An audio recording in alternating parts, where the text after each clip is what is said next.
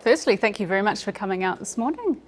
Look, I'm here to make an announcement about the government's plans today to pass under urgency changes to the Equal Pay Act.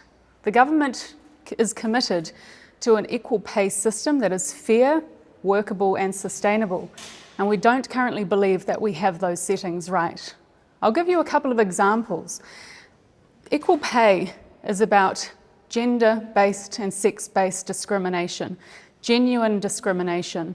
We believe that those settings have been muddied, and we'll look at a couple of examples. If you look at the comparators that are being used across some settlements that have been to date, you have librarians who have been comparing themselves to transport engineers of the same value. We have admin and clerical staff at Health New Zealand comparing themselves to mechanical engineers. There are oranga tamariki social workers who have made comparisons to air traffic controllers. And there have been a range of different industry groups comparing themselves to corrections officers and fisheries officers. We don't believe we have that setting right. Another area that we are changing is to do with the scope of claims.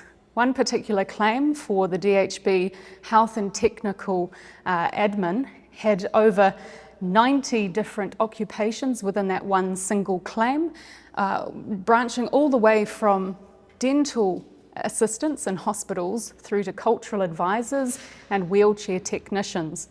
We'd look to limit some of the scope of that claim so that unions who are bringing claims need to show that the claimants actually are doing similar or substantially similar work in order to bring a claim. There's a range of reasons why we are doing this and passing this law today. Firstly, I made it very clear to the Prime Minister when I first came into government that I wished to make amendments to the Equal Pay Act to look at the changes and whether or not we have those settings right. Last year, my cabinet colleagues made it clear to me that there was appetite. There is also the case that every minister in this government has been asked to find savings and be part of playing our part. And I think it's fairly clear that the policy changes that I'm delivering today will go some way, and quite a substantial way, to find very real and significant cost reductions to government. How much of that savings? I can't disclose that, that's budget sensitive information, but what I can say is that there will be significant reductions to the cost of government. So to pay for anything this year, you are reducing the amount of money going to women? No, that's not true. All the current settled claims will continue. What is happening is that we're drawing a clear delineation and line in the sand that we don't believe the current settings have been right. There will be new thresholds that any new claimants will need to meet in order to bring a new claim, but the current settled payments will still be there. This is just for the future potential claims. So how many people? For teachers, right? So Sorry, say that again? You've got a massive claim underway for teachers. The NCI is currently going through that process. What will that mean for this? Will that urgent legislation stop that at CAS? Any current claims will be stopped, and they will need to start under the new thresholds, which I will be announcing today, to make it clearer that the scope is better, that we have genuine evidence of sex-based undervaluation and discrimination, rather than muddying the waters with other potential labour market factors, and making sure that the comparators are right. So to give you a better example of how the comparators are used, instead of people being able to pick and choose discrimination based on any industry, we'll be asking people to compare themselves to male-dominated workers within the same employer. If that is not there, then within the same industry, comparing themselves to other similar employers. If there is no comparator there, within that same industry, but you cannot go fishing for discrimination across the New Zealand workforce. Given that teachers, their claim will be stopped and they'll have to start again under the new expectations, do they have a right, do teachers have a right to feel ripped off, to feel angry with this government right now? No. One thing I want to make very clear. What I want to make very clear is that this is very different to collective bargaining. This is about genuine sex-based discrimination and undervaluation, and we shouldn't conflate those two issues. Which is underway, you've stopped it. They've been working away at it. They've been working towards a process that was set under legislation. That's now, the rug's being pulled out from under them. Do they have a right to feel angry with the government today? Well, I want to acknowledge that there has been work that's been underway with some of those claims, and I acknowledge that there will be people who have different levels of feeling to what the government is progressing with.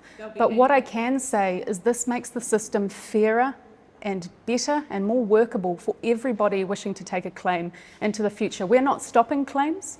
We do believe in having an equal pay system and a system to alleviate genuine sex-based discrimination, but we don't have those systems right. Significant savings. So give us a ballpark then, because the aged care settlement was $2 billion. Is it around that sort of level, $2 billion worth of savings? Look, I can't give you any particular figure today. All I can say is it will be a significant reduction to the cost of government. How many different claims? How many different current claims are there, and how many workers do they cover? I know, talking with the Parliamentary Service Commission, that there's around 33 claims. That was the latest figure that I had. I can't tell you exactly how many people are within that, but we could attempt to find that number for you. I think there's 75,000 or 94,000 teachers or something that are covered. I mean, are we talking in the hundreds of thousands? That would be right. I mean, most of the claims that have been taken to date are not for individuals. Individuals can take claims. Most of them have been for union-based claims in the public sector. Sorry, so just to be clear, all 33 claims have now been paused? All claims that are currently underway will need to restart under the new thresholds. And you said that you were putting it through urgency. Do you know when you expect it to get royal assent? I would expect the royal assent to take place the day after the bill passes through legislation. One thing that is really clear is we are doing this under urgency because we want everybody to go through the same thresholds. I don't think it would be appropriate to have some claims that are progressing under different comparators, different thresholds, while new claims could also be made. So we are putting a clear line in the sand to say, this is what the government believes will help us make sure that there is an evidential basis for genuine sex-based discrimination. What's your message to workers who might be concerned by this news? What's your message to workers? My message to workers is this government is committed to removing gender-based discrimination from New Zealand. We are making this system fairer for all the workers, businesses and employers. We don't believe we've got those current setting right. But we do believe in supporting women at work. We do want women to be respected at work, but we don't think that muddied laws is the right way to go. Sorry? Are all stages going to be under urgency, and will there be any select committee, however short? All stages will go through urgency today and I suspect tomorrow. So there's going to be no consultation on this from the people affected. They won't have a right to put their view to you.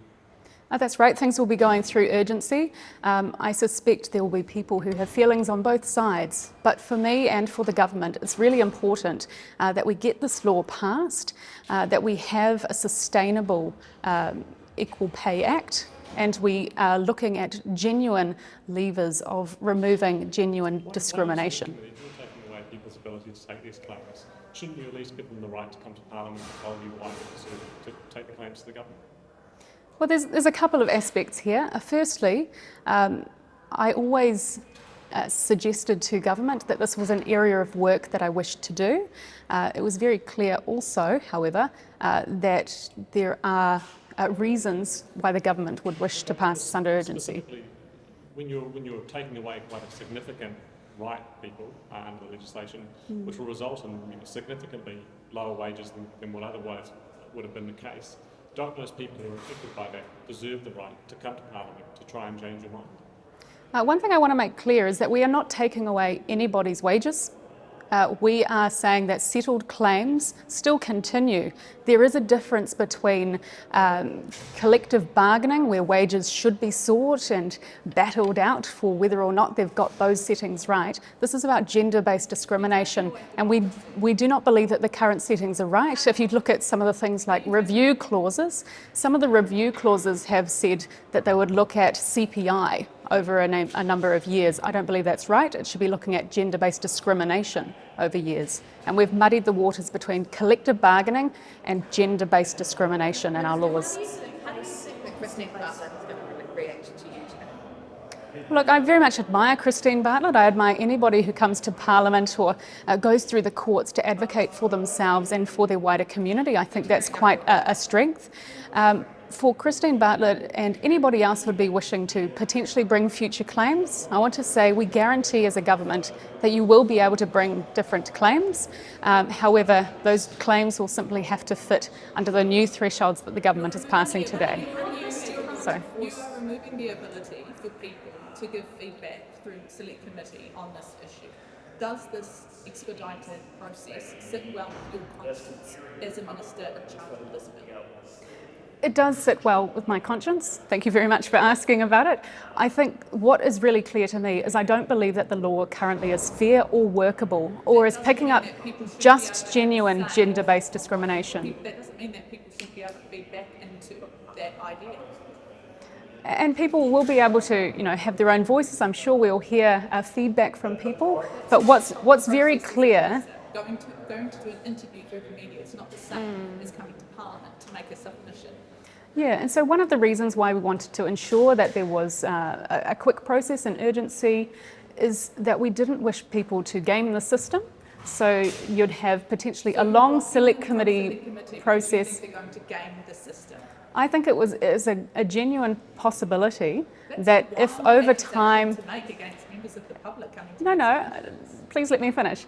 I think it's quite possible that if we had done a long extended consultation period through select committee, through the second reading, through committee of the whole, through third reading, it's possible people may have wished to try and bring claims under the old threshold knowing that it was about to change.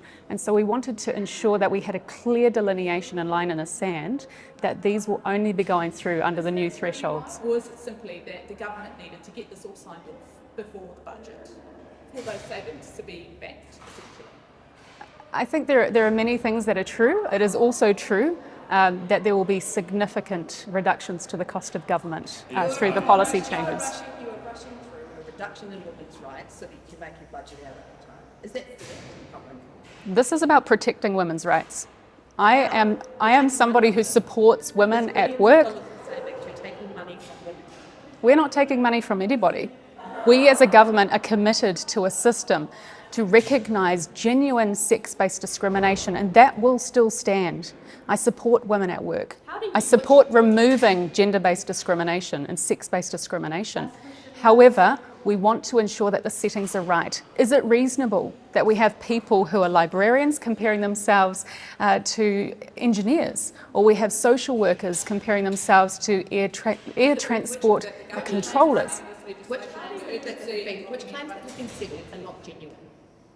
I believe everybody comes to the system genuinely, but we are muddying the waters between other types of CPI, other labour market forces, and not looking at getting the settings correct so we can focus genuinely on sex-based discrimination. Air traffic controller. Well, that is a question that you should be asking the unions. You've used it as an example today, Minister. Why do you think they are not doing the same level of work? Well, there are many aspects to any particular claim, but I'm not here today to get into any particular claim. Examples if you don't know how to back it up. No, what I'm saying is what we're changing is the comparative status. So people within a similar workforce will need to compare themselves to people within that workforce first to see if there's gender-based discrimination, and then if they cannot find any, to go to other workforces within that same area and then within that sector. I think if we have a hierarchy of comparators, it will be easier and more evidentially basis to have gender-based discrimination rather than picking and choosing across the industry and trying to find discrimination, as opposed to actually looking at where it lies earlier and quicker within the industry. How do you feel like putting this being your legacy, Brooke, as a minister? Well, there's quite a lot there about being a woman and having a legacy. But maybe both of those together. As Yeah. a female minister, are you happy with this being your legacy?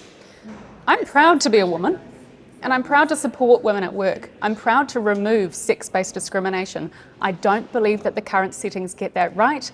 This is about tidying up the labour law to make sure we are focusing on genuine sex-based discrimination and not muddying it with collective bargaining or other labour market How's the forces. use of urgency for the post? Sorry, it sounds- How's the use of urgency for the post-market guys being can come done by back to that different to the use of urgency for this? The ACT Party Okay. disagreed quite strongly on the March 15 gun stuff. Yeah, yeah. But you're now using it for this, and this is fine, and that was not fine. Can you explain the difference between those two things? Look, what I would say is I made it very clear to the Prime Minister at the start of my term that I wish to look in and inquire into difference the between equal pay the system. gun legislation and pay equity legislation, and why urgency is appropriate for one but not the other. Can you explain that? I'm not here to try and conflate multiple issues. What I would like to do is make it very clear why I am doing this, which is I wanted to make sure to the Prime Minister and to my caucus and cabinet colleagues that I wish to get this work done. It is also the case that every minister across this government has been asked to play our part to find savings across government. My policy changes will make significant cost reductions to the Crown. But there is So thank you very much.